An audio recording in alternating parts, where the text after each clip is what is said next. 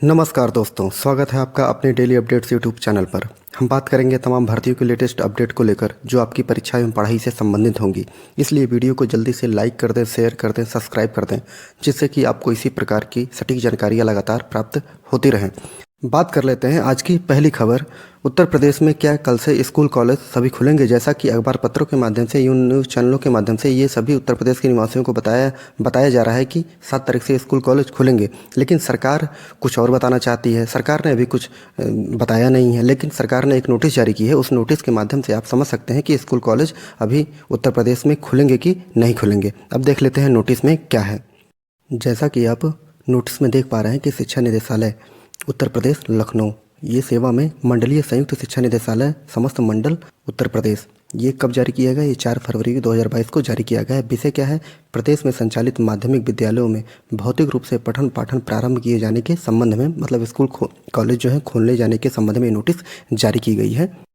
महोदय, दिनांक 2/2/2022 को मंडलीय एवं जनपदीय शिक्षा अधिकारियों के साथ आयोजित वीडियो कॉन्फ्रेंसिंग में निर्देश दिए गए थे कि समस्त मंडलीय संयुक्त शिक्षा निदेशक अपने मंडल के जिला विद्यालय निरीक्षकों से भौतिक रूप से विद्यालयों में पठन पाठन प्रारंभ कराए जाने एवं इस हेतु छात्रों को विद्यालय बुलाए जाने के संबंध में अभिभावकों, जनप्रतिनिधि एवं अन्य किसी माध्यम से प्राप्त सुझावों का अध्ययन कर अपना सुविचार प्रस्ताव एवं संस्तुति तत्काल सचिव माध्यमिक शिक्षा परिषद प्रयागराज को उपलब्ध करा देंगे। उपयुक्त उद्यतन जो है वो उक्त कार्यवाही किए जाने की सूचना अप्राप्त है।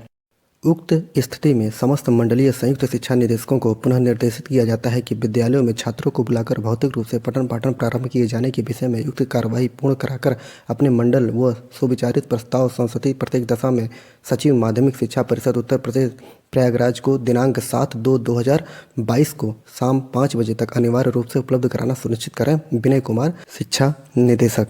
अब आप ये सोचिए कि 4 तारीख को ये नोटिस जारी किया गया है। 4 तारीख को ये बताया गया है कि आप 7 तारीख को शाम को 5 बजे तक ये अनिवार्य रूप से जो अभिभावक हैं और जो जनप्रतिनिधि हैं उनसे पूछकर हमको कंफर्म करिए कि स्कूल कॉलेज जो हैं वो खुले जाएंगे कि नहीं खोले जाएंगे, विद्यालय में बच्चों को पढ़ाया जाएगा कि नहीं पढ़ाया जाएगा। अब क्योंकि न्यूज़ चैनल वालों ने और पेपर वालों ने बता दिया था कि 7 फरवरी को स्कूल कॉलेज खुलेंगे, लेकिन यहाँ तो उल्टा ही दिखाई दे रहा है कि 7 फरवरी शाम को 5 बजे तक आपको बताना है अभी सरकार को कि स्कूल कॉलेज खोले जाएंगे कि नहीं खोले जाएंगे। उसके बाद ही निर्णय लिया जाएगा, जैसा कि कुछ न्यूज़ चैनलों वालों ने भी बताया था। जैसा कि आज तक चैनल के द्वारा ये ट्वीट किया गया था कि यूपी में सोमवार से खुलेंगे स्कूल कॉलेज, कक्षा 9 से 12 तक की होगी ऑफलाइन क्लास। जी न्यूज़ वालों ने भी ये खबर छापी थी कि 7 फरवरी से यूपी के स्कूल कॉलेज खुलेंगे। कोविड-19 के चलते बंद किए गए थे स्कूल और कॉलेज में 7 फरवरी से होगी पढ़ाई। अब ये सरकार को नोटिस जारी करके ये बता देना चाहिए कि वास्तव में 7 तारीख से स्कूल खुलेंगे, क्योंकि एक नोटिस में तो वो बता रहे हैं कि 7 तारीख को शाम को 5 बजे तक अभिभावकों से पूछकर ये बता दिया जाए सरकार को कि क्या स्कूल कॉलेज खोल दिया जाए। यहाँ पे एक बार ये परमिशन मांग रहे हैं यहाँ से, और एक बार यहाँ पे न्यूज़ चैनल वाले ये बता रहे हैं कि 7 तारीख से आपके स्कूल कॉलेज खुलेंगे। आप सरकार को ये चाहिए कि जल्दी से एक नोटिस जारी करके इस भ्रम को दूर कर दिया जाए और बता दिया जाए कि स्कूल कॉलेज खुलेंगे कि नहीं खुलेंगे। अब बात कर लेते हैं सीटेट 2021 के बारे में। सीबीएसई की ओर से सीटेट 2021 के आंसर की जारी की जा चुकी है। इस पर आपत्ति दर्ज कराने की जो तारीख थी 4 फरवरी, वो भी समाप्त हो चुकी है। जल्द ही परिणाम भी घोषित कर दिए जाएंगे। ऐसे में संभावित स्कोर से लेकर कट ऑफ तक की जानकारी यहाँ से प्राप्त करें आप। सीटेट के परिणाम का आवेदकों को बेसब्री से इंतजार है। पहले जारी अधिसूचना के मुताबिक रिजल्ट 15 फरवरी 2022 तक जारी किए जा सकते हैं। ऐसे में उम्मीदवार को अंतिम मेरिट सूची में शामिल होंगे। उन्हें शिक्षण पात्रता जो पत्र है वो मिलेगा, जीवन भर के लिए मान्य होगा। जैसा कि आप लोगों को पता है कि अब ये जो आपत्तियां ली गई हैं, ये आपत्तियों को जल्दी से जल्दी विशेषज्ञों के द्वारा इसका निपटान करके दूसरा रिवाइज आंसर की जारी किया जाएगा। और उसके बाद नोटिफिकेशन में जैसे कहा गया था कि 15 फरवरी तक इसका रिजल्ट जारी कर दिया जाएगा, लेकिन 15 फरवरी नहीं बल्कि उसके पहले ही आपका कभी भी रिजल्ट जारी किया जा सकता है। आंसर रिवाइज आंसर की जारी होगी और आपका जो रिजल्ट है वो आपका 15 फरवरी से पहले कभी भी जारी हो सकता है। आप लोग बस साइट पे देखते रहिए और रिजल्ट आएगा, उसकी सूचना आपको वीडियो के माध्यम से प्रदान कर दी जाएगी। अगली खबर यूजीसी नेट सीएसआईआर के बारे में है। आप लोगों को ये पता होगा कि सीएसआईआर नेट का एग्ज़ाम होने वाला है और इसका जो एग्ज़ाम सिटी है वो जारी कर दी गई है। आप लोग साइट पर जाकर अपना एग्ज़ाम सिटी देख लीजिए कि किस सिटी में आपका एग्ज़ाम पड़ा हुआ है और कहाँ पर आपको पेपर देना है। जैसे आप साइट पर यूजीसी के आएंगे, यहाँ पर ये सबसे नीचे वाला जॉइंट CSIR UGC नेट जून 2021 ये एग्ज़ाम सिटी दिया गया है। इस पर आप जैसे ही क्लिक करेंगे ये पेज आप लोगों के सामने खुलकर सामने आएगा और यहाँ पर आप डेट ऑफ बर्थ अपना डालेंगे और एग्ज़ाम सिक्योरिटी पिन यहाँ पर आप लोग डालकर उसको डाउनलोड करके अपना जो है एग्ज़ाम सिटी देख सकते हैं। और इसलिए आप लोग अभी अपना एग्ज़ाम सिटी नहीं देखे हुए हैं तो जल्दी से साइट पर पहुंचकर अपना एग्ज़ाम सिटी देख लीजिए, कहीं दूर तो नहीं भेज दिया है। उसी के हिसाब से आपको तैयारी भी करनी पड़ेगी। जल्दी से जल्दी जाकर एग्ज़ाम सिटी को कंफर्म कर लीजिए। अब बात कर लेते हैं प्राथमिक शिक्षक भर्ती के बारे में। जैसा कि आप लोगों को पता है कि 69,000 शिक्षक भर्ती की नियुक्ति सरकार ने दे दिया है, उनको कॉलेज आवंटित कर दिया गया है स्कूल, और वो स्कूलों में 69,000 शिक्षक जो हैं वो पढ़ा रहे हैं। लेकिन विद्यार्थियों ने इस पर आरोप लगाया है, OBC और SC के विद्यार्थियों ने, कि इसमें जो है जो आरक्षण से संबंधित जो जैसा आरक्षण देना चाहिए था वैसा आरक्षण नहीं दिया गया है और इसमें भ्रष्टाचार किया गया है। और OBC और SC के सीटों पर जनरल वाले विद्यार्थियों को नियुक्ति प्रदान कर दी गई है। अब सरकार का विरोध करने के लिए इन्होंने विधानसभा का घेराव किया। अब विधानसभा का जब घेराव किया तो सरकार ने जल्दीबाजी में 6800 विद्यार्थियों की एक सूची, चौथी सूची 69,000 में ही जारी कर दी। अब जो है 6800 विद्यार्थी जो है अपनी नियुक्ति पाने के लिए परेशान है। अब ये विद्यार्थी कोर्ट चले गए। कोर्ट में सरकार से ये पूछा गया है, कोर्ट ने ये पूछा कि भाई आप लोग 69,000 शिक्षकों की नियुक्ति कर चुके हैं, विज्ञापन पूरा हो चुका है, तो अब ये 6800 विद्यार्थी कहाँ से आ गए। तो विद्यार्थियों ने बताया अपनी दिक्कत। तो सरकार से हाईकोर्ट ने पूछा है कि अगर 69,000 शिक्षक भर्ती में भ्रष्टाचार हुआ है तो आप लोग उसमें जितने लोग भ्रष्टाचार करके पहुँचे हुए हैं, भले ही उनकी नियुक्ति कर दी गई है, पहले उनको बाहर निकाला जाए, तब ये 6800 विद्यार्थियों की नियुक्ति आप कर सकते हैं। और अगर नहीं करते हैं तो एक भी सीट 69,000 शिक्षक भर्ती में बाहर से नहीं जोड़ी जाएगी। विज्ञापन खत्म हो चुका है, नियुक्ति खत्म हो चुकी है। अगर 6800 विद्यार्थियों को नियुक्ति देना है तो आपको एक नया विज्ञापन निकालना पड़ेगा और नए तरीके से उसमें आपको नियुक्ति देनी पड़ेगी। अब सरकार फंसी पड़ी है क्योंकि सरकार ने मान लिया है कि उसमें भ्रष्टाचार हुआ था आरक्षण को लेकर।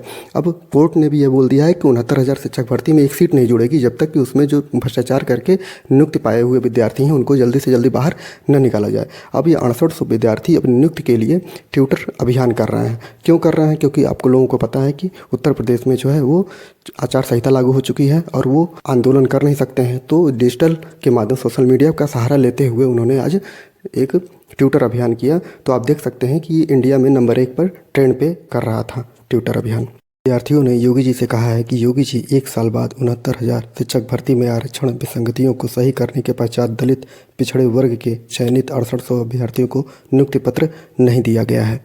और विद्यार्थियों ने मुख्यमंत्री जी से कहने की कोशिश की है कि बेसिक शिक्षा विभाग में हुई 69,000 शिक्षक भर्ती में आरक्षण विसंगति के चलते आरक्षित वर्ग के 6800 अभ्यर्थी वंचित हो गए थे। बाद में मुख्यमंत्री योगी आदित्यनाथ ने आदेश जारी कर उन्हें 6 जनवरी तक नियुक्ति पत्र देने का आदेश दिया था।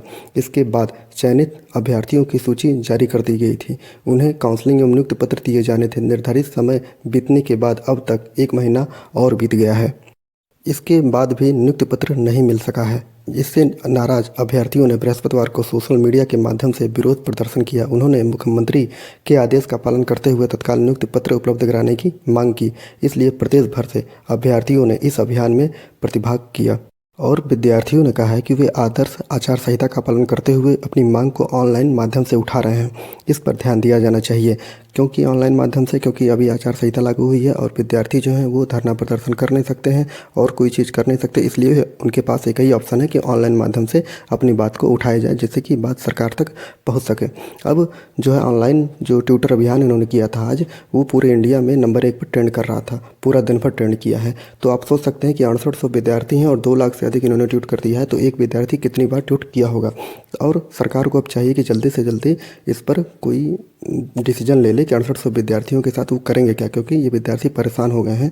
अब ये मैटर तो कोर्ट में चला गया है। अब अगली सुनवाई में जो सरकार होगी वो जाकर कोर्ट में क्या बोलती है, क्योंकि कोर्ट तो डायरेक्ट पूछेगा कि भाई 69,000 शिक्षक भर्ती तो पूरी हो चुकी है, आप किस बेस पे इनको 6800 विद्यार्थियों को नियुक्ति पत्र देंगे? अगर उसमें भ्रष्टाचार हुआ था तो आपने उस पर कार्रवाई क्यों नहीं की? तो अब देखते हैं कि सरकार अपना पक्ष क्या रखती है, लेकिन सरकार को जल्दी से जल्दी इस विवाद को निपटार करके इस विद्यार्थियों को नियुक्ति पत्र प्रदान कर देना चाहिए। जो भी होगा आपको वीडियो के माध्यम से बता दिया जाएगा। आप लोग वीडियो को सब्सक्राइब कर लीजिए, इसी तरह की अपडेट आपको लगातार प्राप्त होती रहेगी।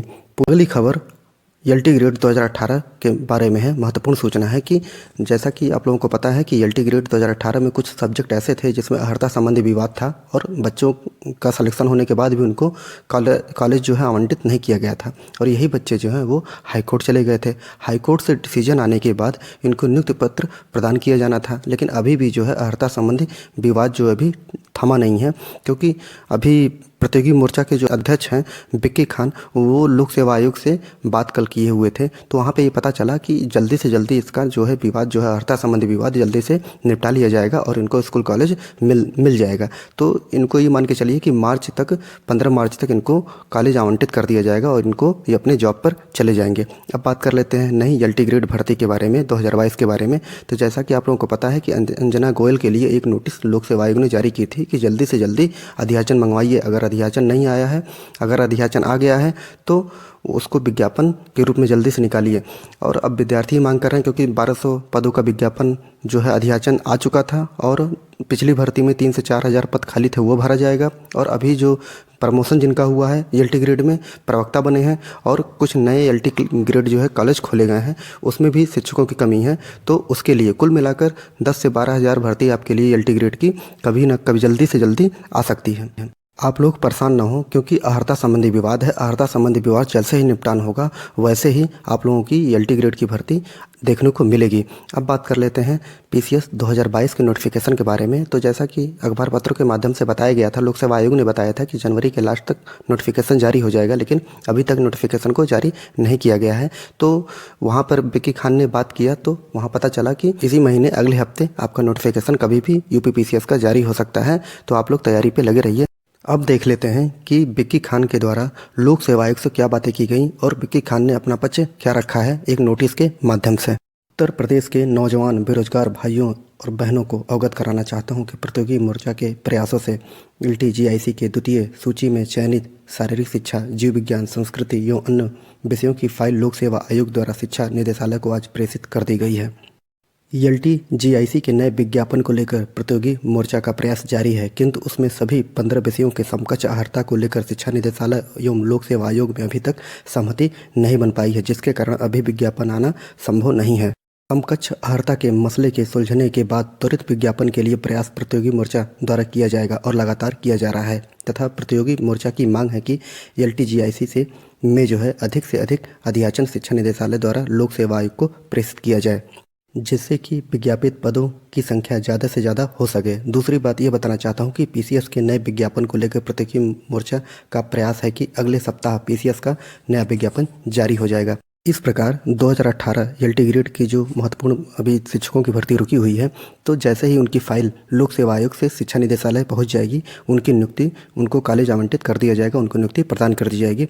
और रही एलटी 2022 के नया विज्ञापन की बात, तो ये मान के चलिए कि जैसे ही लोक सेवा आयोग और शिक्षा निदेशालय ये दोनों ही मिलकर समकक्षों का विवाद निपटा लेंगे, वैसे ही नया विज्ञापन आपका जारी कर दिया जाएगा और पीसीएस 2022 का जो विज्ञापन है अगले हफ्ते आ रहा है। आप लोग तैयार रहिए।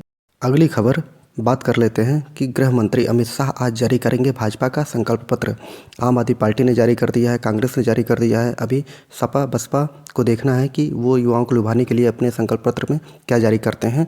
अब 1-2 दिन में वो भी जारी कर देंगे, लेकिन आज जो है भाजपा का संकल्प पत्र जारी होगा। अब देखना होगा कि उनके मुद्दे क्या हैं, वो 5 साल क्या काम करने वाले हैं, किस बेस पर वो जनता से वोट मांगेंगे, क्या रोजगार को मुद्दा बनाया गया है, उसमें क्या रोजगार देने की बात की गई है। अब ये संकल्प पत्र में आज देखेंगे। आज 11-12 बजे तक अमित शाह जी संकल्प पत्र जारी कर देंगे। बात कर लेते हैं अगली खबर। 12 लाख पद उत्तर प्रदेश में खाली हैं। इन 12 लाख पदों पर ही कांग्रेस का ध्यान है, प्रियंका गांधी ने बोला है। उन्होंने कहा है कि उनका ध्यान जो है युवाओं की भर्ती की बात कर रही है। युवाओं की भर्ती पर ही वोट मांगा जाएगा, न कि लोगों की गर्मी निकालने पर।